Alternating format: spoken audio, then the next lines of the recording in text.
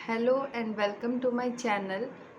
तो जैसा कि मैंने पिछले वीडियो में बताया था आप सभी को कि यहाँ पर इस चैनल पर डीएलएड और इंग्लिश का यानी एमए इंग्लिश के बारे में आपको सारे कंटेंट्स मिलेंगे लगातार, और बहुत अच्छे और इन्फॉर्मेटिव कंटेंट होंगे जो आपको हेल्प करेंगे अपकमिंग एग्जामिनेशन में related to DElEd as well as MAG programs in English for MA.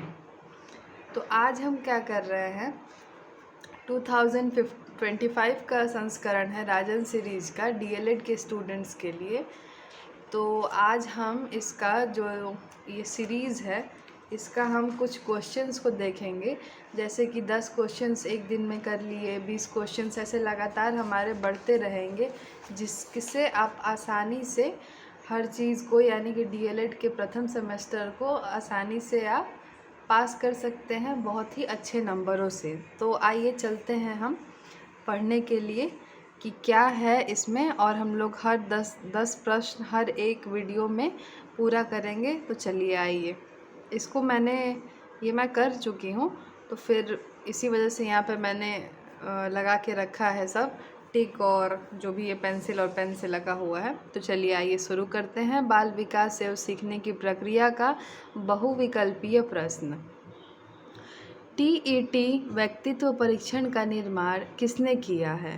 तो टीईटी परीक्षण का निर्माण हमारे मॉर्गन एवं मरे ने किया है। जैसे कि ये सारी चीज़ें दी गई हैं, इसको आप क्या करिए कि जो आपकी मेन बुक आपका कॉलेज प्रोवाइड किया होगा या फिर आप और भी कोई बुक लिए होंगे, तो उसमें सारे जितने भी आविष्कार किए हुए हैं या फिर जिनने अलग अलग परीक्षणों को व्यक्तित्व परीक्षण, बुद्धि परीक्षण, मापक बताया गया है, उसका एक पेज पे आप नोट डाउन करके रख लीजिए और उसको बार बार रिवीजन करिए, जिससे कि आपको हमेशा वो याद करने की ज़रूरत ना हो, आपके दिमाग में वो ऑटोमेटिकली फिक्स्ड हो जाए। तो चलिए हम अपने दूसरे प्रश्न पे चलते हैं। केंद्रीय प्रवृत्ति का मापक नहीं है। तो केंद्रीय प्रवृत्ति का मापक नहीं है, तो प्रसार मापक नहीं है क्योंकि बहुलक भी है, केंद्रीय मापक, मध्यांक भी है और मध्याह्न भी है। तीसरा क्वेश्चन है संवेग का प्रकार नहीं है। संवेग का प्रकार नहीं है, संवेग का प्रकार क्योंकि हमारे जितने भी हम लोगों ने सिद्धांत पढ़े हुए हैं उसमें प्रेम, क्रोध, भय है, लेकिन ध्यान का कहीं जिक्र नहीं है, तो ध्यान नहीं है संवेग का प्रकार। फिर कोहलर ने अपने सीखने के सिद्धांत का प्रतिपादन किसके ऊपर प्रयोग करते हुए किया था? तो हम लोग याद करते हैं कि कोहलर वनमानुष पे किया था। ये याद करने के लिए सबसे इजी चीज़ है कि कोहलर यानी कोयला, समझ लीजिए कोयला काला होता है और वनमानुष भी काला होता है। तो ये छोटी छोटी ट्रिक्स हैं जो मेरे वीडियो में मेरे द्वारा आपको बताई जाएंगी, और ये परीक्षा के ध्यान से बहुत ही ज़्यादा उपयोगी और महत्वपूर्ण है। फिर पांचवा क्वेश्चन, स्मृति का अंश नहीं है। स्मृति का अंश क्या नहीं है? तो चिंतन स्मृति का अंश नहीं होता है, क्योंकि हम सीखते हैं, जब हम सीखते हैं कोई चीज़ तो अपने पूर्व में की गई चीज़ों से, सीखी हुई चीज़ों से हम लोग सीखते हैं, फिर उस चीज़ को धारण करते हैं, जिस चीज़ के बारे में हम सोच रहे हैं उसकी पहचान करते हैं कि क्या है, कौन सी विशेषता है। चलिए तो छठे क्वेश्चन पे आते हैं। कल्पना की सामग्री स्मृतियां हैं, यह कथन है किसका? कल्पना की सामग्री स्मृतियां हैं, ये सैमुअल टेलर कॉलरिज का है। और मैं जैसा कि बताई हूँ कि जितने भी अच्छे साइंटिस्ट हैं, जितने भी साइंटिस्ट ने अलग अलग व्यक्तित्व या फिर बुद्धि परीक्षण किया है, तो उसका आप एक अलग से नोट बना लें और उसको बार बार देखेंगे परीक्षा से पहले, एग्ज़ाम से पहले, तो that is very useful for you. Okay. फिर सातवां क्वेश्चन हम लोग पढ़ेंगे। किसी परिस्थिति में प्राप्त ज्ञान परीक्षण का अन्य दूसरी परिस्थिति में उपयोग करना कहलाता है, सीखने का स्थानांतरण कहलाता है। ठीक है।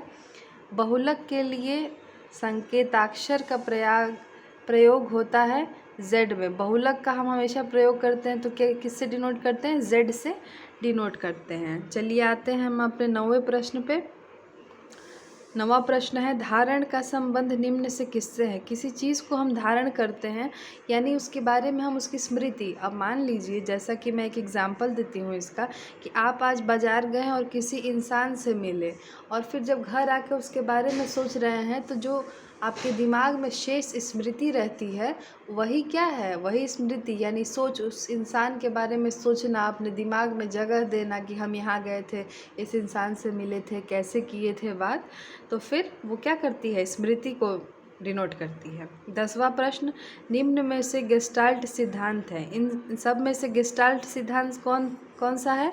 प्रयास एवं त्रुटि का सिद्धांत नहीं है, संबंध प्रतिक्रिया का सिद्धांत नहीं है, क्रिया प्रसूत अधिगम सिद्धांत नहीं है, किसका है? अंतर्दृष्टि का सिद्धांत।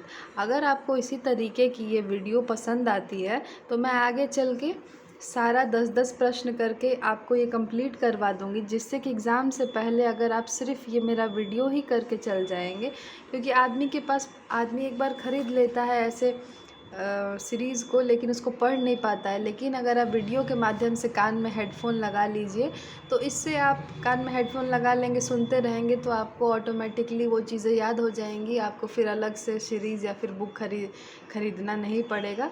अगर आपको मेरी ये सब वीडियोस हेल्पफुल लगती हैं, अच्छी लगती हैं, तो please like, share and subscribe to my channel. Thank you.